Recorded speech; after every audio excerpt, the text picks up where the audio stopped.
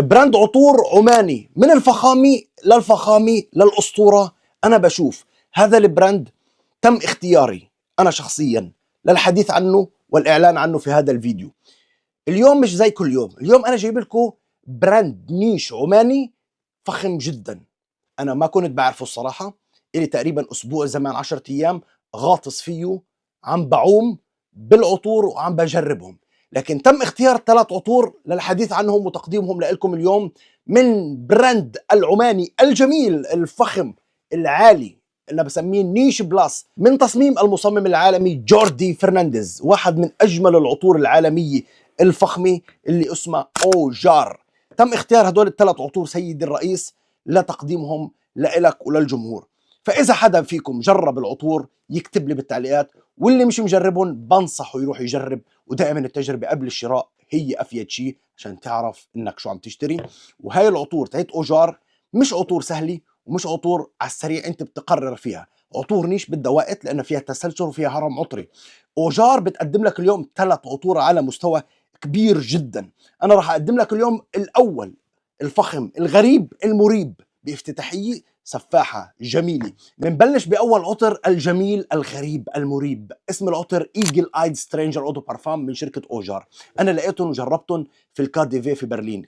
الكاديفي في برلين هي أفخم مول في كل برلين، واحدة من أفخم المولات بكل أوروبا. المهم اوجار ايجل ايد سترينجر فيه نوتي أنا جدا بحبها، بعيدا عن كل الكلام جربوا. فيه ورق الغار بالافتتاحية مع نوتة بخورية جميلة جدا. العطر بيحسسك كأنك انت قاعد في غابة خضرة جميلة وأشجار الغار هي المسيطرة والعالية فيه.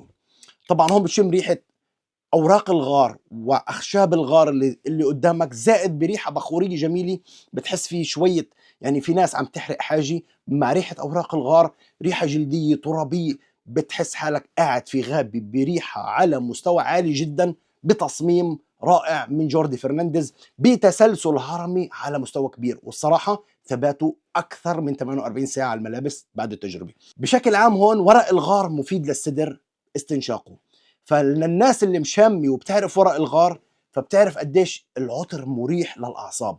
كلاسيكي فخم، إمضاء شخصي لمدير لهيبي لرئيس وزراء لحدا على مستوى عالي جدا، مش للصغار. هذا العطر إمضاء شخصي لحدا كبير فخم على مستوى كبير.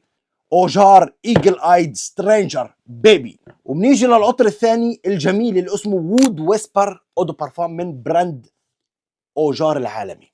هون انت لما ترش العطر بتشم فورا ريحه الاخشاب اللي فيها نوع من انواع البلسم الكريمي الهادي الخفيف اللطيف النظيف. وعلى فكره ثباته 12 ساعه بلس على الملابس. جوردي فرنانديز المصمم العالمي هون ابدع في خلط اخشاب الصندل مع اخشاب الكشمير ليطلع عندك عطر ناعم خفيف لطيف خشبي بلسمي بطريقه غريبه عجيبه، بس بنفس الوقت هادي وبهدي الاعصاب.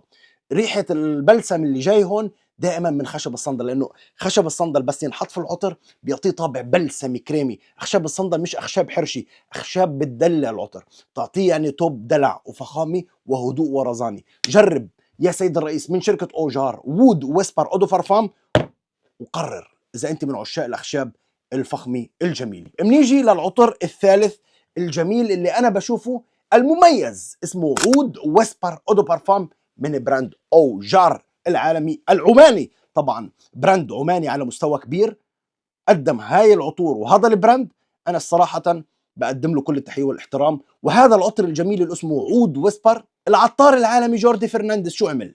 هو نفس العطار اللي صنع العطر اللي فيه مراكويا بدون ذكر اسماء، نفس العطار عملهم الاثنين. هون ابدع بحاجه زايده عن هذاك. هذاك حط فيه مراكويا، هون العطار مسك العطر فرشه قدامه وشرحه، شرح العطر بتشريح دكتور. جوردي فرنانديز يعتبر حاليا مثل الدكتور قاعد عم بشرح العطر، زائد شال منه استأصل منه المراكويا، حط بدال المراكويا جوافة ورمان. هون العطر أصبح مختلف بالافتتاحية وحتى بالوسط وبالقاعدة، لأنه الجوافة مع الرمان أعطته طابع تاني. بعيدا عن الحلاوة اللي جاي من المراكويا، هون أعطته حلاوة بس شوي حامضة، لانه الرمان هون بتحسوا الرمان الحامض، العصير الحامض تبع الرمان، وليس الرمان اللي سويت والحلو. مع الجوافه بتشمها بالافتتاحيه فناني مع لمسه العود، عامله فيه طابع شرقي جميل مغلف بطابع غربي على مستوى كبير. لعشاق العود مع الفاكهه الجميله المميزه بعيدا عن المراكويه اللي صارت مطروشه بالسوق، جرب يا سيد الرئيس عود ويسبر اودو بارفان من شركه اوجار. حتلاقي هون ريحه الجوافه مع ريحه الرمان عامله فيه لعب جميل جدا، بتحسه شرقي بس مغلفينه بغلاف اوروبي. يعني عود مدغدغ مشاعره، عود مدلع مزبط مع الجوافه والرمان. يعني فيك ترشوا هذا العطر، انا بشوفه للكبار وللصغار، للناس اللي بدها عطر على مستوى كبير، وعلى فكره ثباته برضه 12 ساعه بلس. شركه اوجار او براند اوجار العماني انا بعتبره واحد من افضل الشركات العمانيه النيش اللي على مستوى عالي جدا، وانا بشكر الشركه على اختياري انا كمقيم عطور اتكلم عن عطورهم، فهذا شرف إلي. كل التحيه والحب لكم. بس رسالتي لك، اذا انت مجرب براند اوجار او عطر من عطور اوجار اكتب لي بالتعليقات واعطيني رايك فيها، واكتب لي برضو شو العطور اللي عجبتك بالشركه بشكل عام. كل التحيه لكم والحب، وابقوا قابلوني.